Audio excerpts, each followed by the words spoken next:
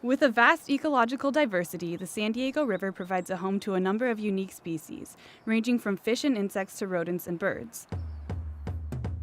Among them lies the light-footed clapper rail, a marsh bird found mostly in coastal Southern California. In San Diego, they can be found towards the west end of the river, roaming the shallow marsh waters.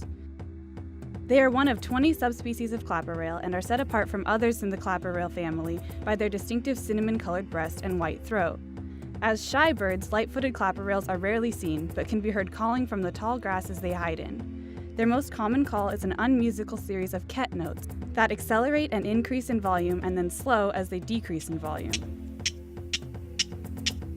In 1970, the light-footed clapper rail was officially placed on the endangered species list. Due to their very specific habitat requirements, overdevelopment and insufficient plant growth led to habitat loss and a significant population decline through the 1970s and 1980s. As the population reached an alarming all-time low, San Diego-based organizations began to join forces to help preserve the species. SeaWorld San Diego, the U.S. Fish and Wildlife Service, and the Chula Vista Nature Center partnered with local independent biologists to begin a captive breeding and release program. As poor flyers, light-footed clapper rails typically move around on foot. Their limited mobility makes them more vulnerable to predators, including birds of prey and small animals such as red foxes, skunks, and domestic cats. Consequently, light-footed clapper rails require habitats with dense vegetation to remain hidden from these potential threats. Light-footed clapper rails do not migrate and generally live in the same area for up to 5 years before finding a new home. These shy birds are typically found in coastal salt marshes with high concentrations of cordgrass, which they use to build their nests. Unfortunately, the salt marsh habitats that these birds require are rare, as they are only created where very flat land meets the ocean. The light-footed clapper rail's residence spans from the coasts of Santa Barbara to parts of northern Baja California, and with only about 30 salt marshes in existence throughout this area, their habitat possibilities are extremely narrow.